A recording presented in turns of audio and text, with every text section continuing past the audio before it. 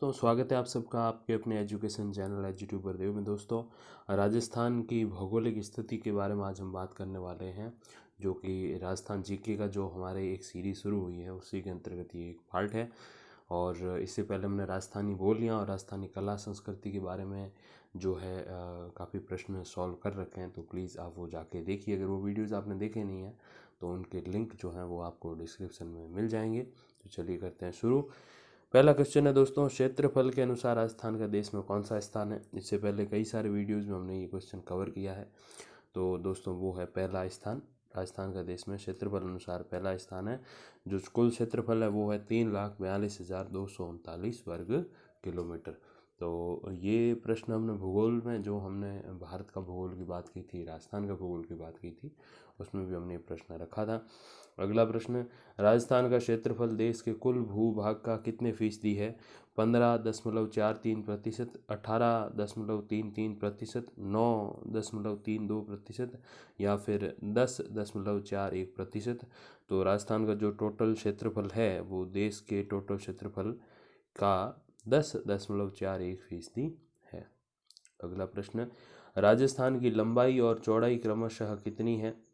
826 kilometre जो है राजस्थान की लंबाई है, और जो राजस्थान की चौड़ाई है वो 869 किलोमीटर है। यानी कि जो लंबाई है दोस्तों वो राजस्थान की कम है और चौड़ाई जो है वो ज़्यादा है, क्योंकि एक पतंग नुमा राजस्थान की जो है आकृति है। और जाहिर सी बात है, हालांकि पतंग में कई बार लंबाई चौड़ाई ऑलमोस्ट सिमिलर होती है, लेकिन यहाँ भी थोड़ा सा फ़र्क है, ज़्यादा फर्क नहीं है। राजस्थान राज्य भारत के उत्तर पश्चिम दिशा में स्थित है। तो ये राजस्थान की लोकेशन है। राजस्थान हेतु सर्वप्रथम राजपूताना शब्द का प्रयोग किसने किया। तो कई बार दोस्तों हम सुनते हैं कि राजस्थान को राजपूताना भी कहा गया है, तो वो किसने कहा है। सबसे पहले लिखित रूप की बात हो रही है, मौखिक में तो पता नहीं किसने कहा, वो पता नहीं चल पाता है। तो दोस्तों ऑप्शन है colonel James Tod, William Franklin, George Thomas, या फिर मोहम्मद नैन्सी। तो सबसे पहले राजस्थान के लिए राजपूताना शब्द का प्रयोग जिन्होंने किया है वो थे जॉर्ज थॉमस, जिन्होंने सन 1800 ईस्वी में जो है जॉर्ज थॉमस ने राजस्थान के लिए राजपूताना शब्द का प्रयोग किया था। अगले प्रश्न की तरफ बढ़ते हैं। Military memoirs of George Thomas पुस्तक के लेखक कौन थे। Shakespeare, Kanhaiyalal Sethia, William Franklin, या फिर जॉर्ज थॉमस स्वयं। तो ये जो पुस्तक है दोस्तों, इस पुस्तक के बारे में यहाँ प्रश्न क्यों है, इसके पीछे भी रीज़न आपको पता चलेगा। सबसे पहले इसके लेखक, इसके क्रिएटर कौन थे उसके बारे में पता चल जाए, तो वो थे विलियम फ्रैंकलिन।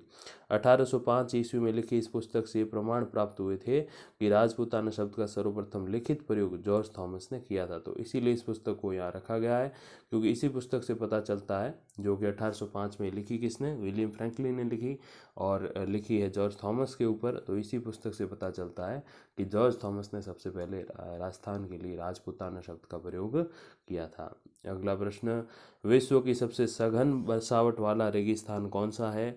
सहारा मरुस्थल, गोबी मरुस्थल, थार मरुस्थल, या फिर अट्टाकामा मरुस्थल। तो सबसे ज़्यादा बसावट मतलब जहाँ जिस रेगिस्तान में सबसे ज़्यादा जनसंख्या है वो है दोस्तों अपना थार मरुस्थल। तो और किसी ऐसे मरुस्थलों में, रेगिस्तानों में ज़्यादा लोग नहीं रहते हैं जितने अपने राजस्थान में इधर रहते हैं। राजस्थान की प्री कैम्ब्रियन चट्टानों का आधारभूत वर्णन किसने तैयार किया था। Professor Tiwari, M Heron, professor Ramlochan Singh, या फिर प्रोफेसर सक्सेना। तो राजस्थान की जो प्री कैम्ब्रियन चट्टानें हैं उनका आधारभूत वर्णन जिन्होंने प्रस्तुत किया वो है एम हेरोन। अगला प्रश्न, अग्रलिखित जिलों की सूची को सुमेलित कीजिए और नीचे दिए गए विकल्पों में से सही विकल्प चुनिए। जिले हैं सामने दोस्तों, पर्वत हैं, जालोर जिला है, जयपुर जिला है, अलवर, सीकर, और पर्वत जो है वो है बरवाड़ा, झारोला, रघुनाथगढ़, भानगढ़। तो दोस्तों कौन से जिले में कौन सा पर्वत है उसके लिए देखने पड़ेंगे विकल्प। ये चारों विकल्पों की जो श्रेणियाँ वो आपके सामने हैं, तो ज़रा आप थोड़ा सा देख लीजिए, थोड़ा वीडियो को पॉज करके। सही विकल्प दोस्तों जो है वो है जालोर का जो है वो है झारोला, जयपुर का जो है वो है बरवाड़ा। जी बिल्कुल, जयपुर का बरवाड़ा, यानी कि जो बरवाड़ा पर्वत है वो जयपुर में है, और जालोर में झारोला पर्वत है। अलवर की बात करें तो अलवर में है भानगढ़ का जो अपने जो है पर्वत है, और उस भानगढ़ के पर्वत पर भानगढ़ का किला भी बना हुआ है, जो कि काफ़ी ज़्यादा डरावना है। कई बार आपने भानगढ़ की डरावनी कहानियाँ भी सुनी होंगी टीवी पे या किसी हॉन्टेड टीवी शो में। तो और वो इसीलिए भानगढ़ अलवर से है, और रघुनाथगढ़ की जो पहाड़ी है वो सीकर में है। अगले प्रश्न की तरफ बढ़ते हैं दोस्तों। राजस्थान के किस जिले में सूर्य की किरणें जो है सबसे ज़्यादा तिरछी पड़ती है, यानी कि राजस्थान के किस जिले में सूर्य की किरणों का तिरछापन सबसे ज़्यादा रहता है? जैसलमेर, जोधपुर, गंगानगर, बीकानेर। तो दोस्तों वो ज़िला जो है वो है श्री गंगानगर, जहाँ पे क्योंकि ये कर्क रेखा से सबसे अधिक दूरी पर स्थित है, क्योंकि जो कर्क रेखा है वो ऑलमोस्ट निचले हिस्से से निकलती है राजस्थान के, क्योंकि उससे सबसे ज़्यादा दूरी जो है, क्योंकि उत्तर में आता है गंगानगर, हनुमानगढ़, तो गंगानगर सबसे दूर है, इसीलिए वो उस पे जो है सूर्य की किरणें सबसे तिरछी पड़ती है, क्योंकि वो कर्क रेखा से काफ़ी अपर साइड में है इसीलिए।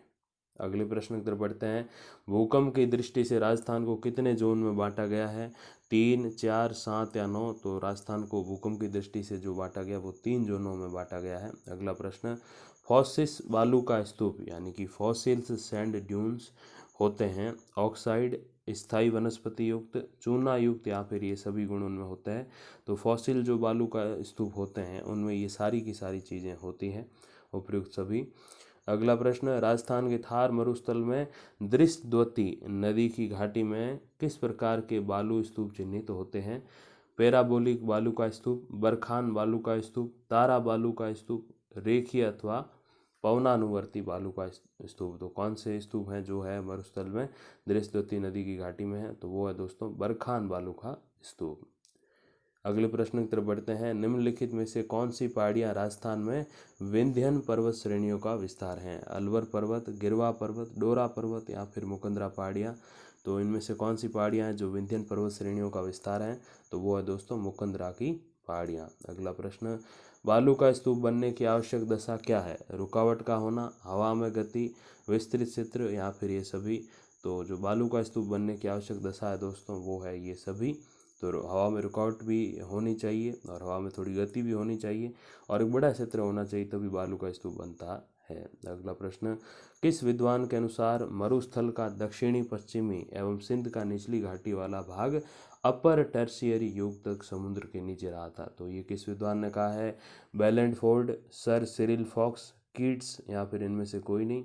तो सही विकल्प दोस्तों जो है वो है सर सिरिल फॉक्स ने ये बात कही है कि मरुस्थल का जो दक्षिणी पश्चिमी भाग यानी कि उदयपुर और मेवाड़ वाला जो इलाका है, चित्तौड़गढ़, भीलवाड़ा वाला, वो और पश्चिमी भाग यानी कि अपने बाड़मेर, जो पाली, सिरोही, जोधपुर वगैरह है, इनका ये भाग जो है, ये दोनों भाग, और सिंध जो पाकिस्तान में उस वो जो उसके जो ये सिंध का जो निचला भाग है, तो वो सभी जो हैं वो अपर टर्शियरी युग तक समुद्र के नीचे रहे थे।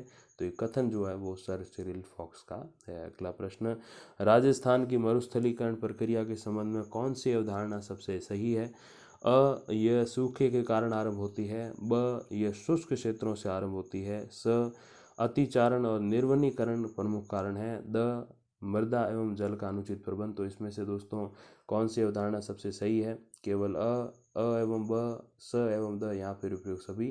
तो दोस्तों जो है स एवं द जो है वो अवधारणाएं सही। देखिए कैसे कि मरुस्थल की प्रक्रिया, मरुस्थलीकरण जो होता है, यानी कि जो मरुस्थल का बढ़ना जिसको बोलते हैं, वो जो है वो अतिचारण और निर्वनीकरण प्रमुख कारण है, यानी कि जहाँ पशु चराई ज़्यादा होती है तो क्योंकि वनस्पति उखड़ जाती है, फिर दोहरे खाली रहते हैं, तो उड़ उड़ के एक जगह से दूसरी जगह जाते हैं, तो इससे उनका फैलाव होता है। प्लस निर्वनीकरण यानी कि वन नहीं होना, क्योंकि वन जो होते हैं वो रेत को एक स्थान से दूसरे स्थान पर जाने से रोकते हैं, तो वो रोकने वाले भी नहीं हैं। मृदा एवं जल का अनुचित प्रबंध, यानी कि जो अपने मृदा मतलब रेत, और जल यानी कि पानी का अनुचित प्रबंध वहाँ पे नहीं होता है। जैसे कि मैंने बताया कि वनस्पतियाँ नहीं है तो ये प्रबंध नहीं हो पाएंगे, इसीलिए जो है ये दो मुख्य कारण है, क्योंकि सूखा इतना मेन कारण नहीं है, और शुष्क क्षेत्रों से आरंभ तो ये भी कोई बड़ी बात नहीं है। तो मेन जो मुख्य बात है वो है मरुस्थलीकरण के पीछे, वो है अतिचारण और निर्वनीकरण प्रमुख कारण, और मृदा एवं जल का अनुचित प्रबंध।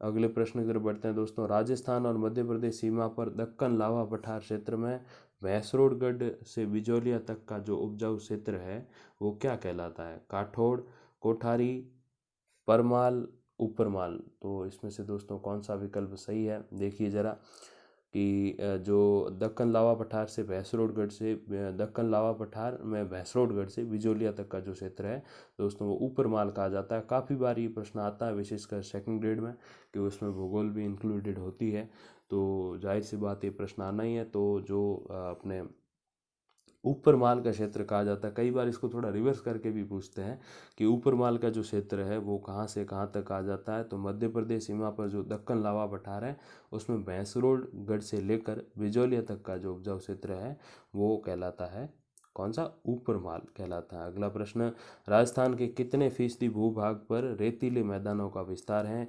81%, 61%, 71% या फिर 67%। तो दोस्तों कितने प्रतिशत भूभाग पे जो है अपने रेतीले मैदानों का विस्तार है, रेगिस्तान का विस्तार है, तो वो है 61% भूभागों पर, जहाँ पूर्वी मैदानों का विस्तार जो है वो 23% का है। अगला प्रश्न, राजस्थान के मरुस्थल के संबंध में सत्य कथन कौन से है? अ, मरुस्थल का ढाल उत्तर से दक्षिण और पूर्व से पश्चिम की ओर है। ब, वर्षा का औसत 50 सेंटीमीटर है जो कि उत्तर से दक्षिण और पूर्व से पश्चिम में कम होती है। स, यहाँ सेवण और लीलन घास प्रमुखतः पाई जाती है। द, मरुस्थलीय क्षेत्र में अवशिष्ट एकांक की पहाड़ियाँ बेहद कम पाई जाती हैं जो इंसलबर्ग के नाम से जानी जाती है। तो ये जो है मरुस्थल के संबंध में कथन है। तो इनमें से सत्य कौन कौन से हैं? अ एवं ब, स एवं द, ब, स एवं द, या फिर ये सभी।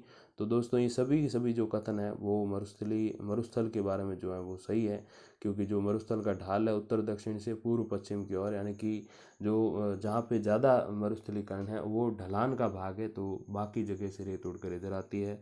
और वर्षा का जो औसत है वो बिल्कुल सही 50 सेंटीमीटर या उससे भी कम है, तो इसीलिए जो यहाँ शुष्कता बनी रहती है।